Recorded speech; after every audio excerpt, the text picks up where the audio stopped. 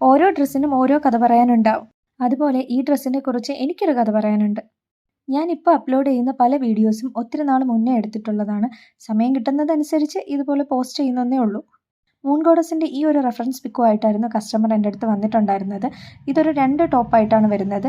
ആ yellow top ഉള്ളിലും അതിന് പുറത്തുള്ള ബ്ലൂ ജാക്കറ്റുമായിട്ടാണ് വന്നിട്ടുണ്ടായിരുന്നത്. കസ്റ്റമറിന് സെയിം മോഡൽ തന്നെ വേണമായിരുന്നു, എന്നാൽ ബഡ്ജറ്റും കൂടാൻ പാടില്ല.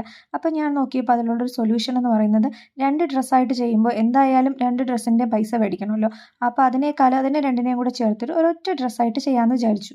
അങ്ങനെ കസ്റ്റമറിൻ്റെ സമ്മതത്തോടു കൂടി ബ്ലൂ കളർ ജോർജറ്റ് പുറത്തും യെല്ലോ കളർ ലൈനിങ് ഉള്ളിലായിട്ട് കൊടുക്കാമെന്ന് പറഞ്ഞിട്ടുണ്ടായിരുന്നു. അപ്പോൾ സെയിം വർക്കൊക്കെ കൊടുത്തിട്ട് ഞാൻ ഈ ഡ്രസ്സ് സ്റ്റിച്ച് ചെയ്ത് കഴിഞ്ഞ ശേഷം ഞാൻ കസ്റ്റമറിനെ വിളിച്ചിട്ടുണ്ടായിരുന്നു. ആൾക്കും ആളുടെ മോൾക്കും സെയിം ഡ്രസ്സായിരുന്നു വേണ്ടിയിരുന്നത്. കസ്റ്റമർ വന്ന് ഇട്ട് നോക്കി ആൾക്ക് ഇഷ്ടപ്പെട്ടു എന്നൊക്കെ പറഞ്ഞ് മേടിച്ചുകൊണ്ട് പോയായിരുന്നു. പോയി എന്നെ പിറ്റേ ദിവസം വിളിച്ചിട്ട് പറഞ്ഞു, എനിക്ക് ഈ ഡ്രസ്സ് ഇഷ്ടമായില്ല, എനിക്ക് അങ്ങോട്ട് മാച്ച് ആവുന്നില്ല, എന്തൊക്കെയോ ഇഷ്യൂസ് ഉണ്ട് എന്നൊക്കെ പറഞ്ഞ രീതിയിൽ എന്നെ വിളിച്ചിട്ടുണ്ടായിരുന്നു. സത്യം പറഞ്ഞുണ്ടല്ലോ, അങ്ങനെയൊക്കെ ഒരു കസ്റ്റമറിൻ്റെ ഭാഗത്ത് നിന്ന് കേൾക്കുമ്പോൾ എന്തോരം വിഷമം ഉണ്ടാവുമെന്ന് അറിയും. ഇതേ അവസ്ഥയിലൂടെ കടന്നു പോയിട്ടുള്ളവർക്കെല്ലാം മനസ്സിലാവും. പക്ഷെ കസ്റ്റമർ അങ്ങനെ പറഞ്ഞപ്പം എനിക്ക് ആകെ ടെൻഷനായി.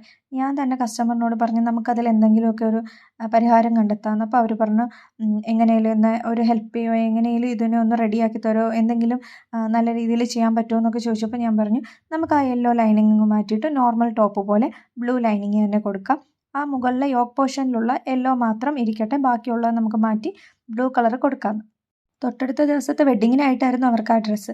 പിന്നെ ഞാൻ അവരുടെ നിന്ന് അതെല്ലാം മേടിച്ചിട്ട് കംപ്ലീറ്റ് അഴിച്ച് പിരുത്ത് എല്ലാ ലൈനിങ്ങും മാറ്റി ഒന്നേന്നടുത്ത തുണിയെടുത്ത് ലൈനിങ് കട്ട് ചെയ്തു സ്റ്റിച്ച് ചെയ്തെടുക്കുകയാണ് ചെയ്തത്. നമ്മളെപ്പോഴും ഒരു തുണി കട്ട് ചെയ്ത് സ്റ്റിച്ച് ചെയ്യുന്നതിനേക്കാൾ ഏറ്റവും വലിയ പണിയെന്ന് പറയുന്നത് ഓൾട്ടർനേഷൻ വർക്കുകളാണ്. അത് നമുക്ക് അഴിച്ച് പിരുത്ത് ഒന്നേന്ന് വീണ്ടും കട്ട് ചെയ്ത് സ്റ്റിച്ച് ചെയ്യേണ്ട അവസ്ഥയാണ്.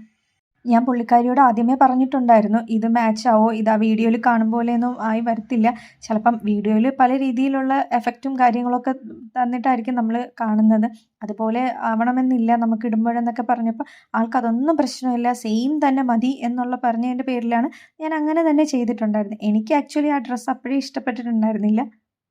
എൻ്റെ ഡെലിവറി കഴിഞ്ഞിട്ട് 2ാം മാസത്തിലായിരുന്നു ഈ വർക്ക് എനിക്കുണ്ടായിരുന്നത്. ഞാൻ പൊടി കുഞ്ഞിനെ പോലും ഇട്ടിട്ടായിരുന്നു ഇത് ചെയ്ത് കൊടുത്തിട്ടുണ്ടായിരുന്നു. ഒരു രാത്രി ഫുൾ ഇരുന്നിട്ടാണ് പിറ്റേന്ന് രാവിലെ അവർക്ക് കൊടുത്തത്. ചില സമയത്തൊക്കെ ഉണ്ടല്ലോ, ഇതുപോലെ വർക്ക് വരുമ്പോൾ നമുക്ക് ഫുഡ് പോലും കഴിക്കാൻ പറ്റത്തില്ല. പക്ഷേ കസ്റ്റമർ അതൊന്നും അക്സെപ്റ്റ് ചെയ്യണമെന്നില്ല. അങ്ങനെ അക്സെപ്റ്റ് ചെയ്യുന്ന ആൾക്കാരും ഉണ്ട് കേട്ടോ. ഇങ്ങനെയായിരുന്നു ആദ്യം ചെയ്തിരുന്ന ലുക്കെന്ന് പറയുന്നത്. 2ാമത് ചെയ്തതിൻ്റെ ഫോട്ടോസൊന്നും എടുക്കാൻ പറ്റിയില്ല. രാത്രി ഇരുന്ന് ചെയ്തു, വെളുപ്പിന് തന്നെ അവർക്ക് കൊടുക്കുകയാണ് ചെയ്തത്. പിന്നെ ആൾക്ക് അത്യാവശ്യം സൈസും കൂടി ഉള്ളതായിരുന്നു. അതുകൊണ്ടാണ് എൻ്റെ ഡെമ്മിയിലിട്ടിട്ട് പോലും അത് കുറച്ച് ലൂസിന് കിടക്കുന്നത്. ഇതുപോലുള്ള അനുഭവങ്ങളുണ്ടെങ്കിൽ കമൻറ്റ് ചെയ്യാൻ മറക്കല്ലേ.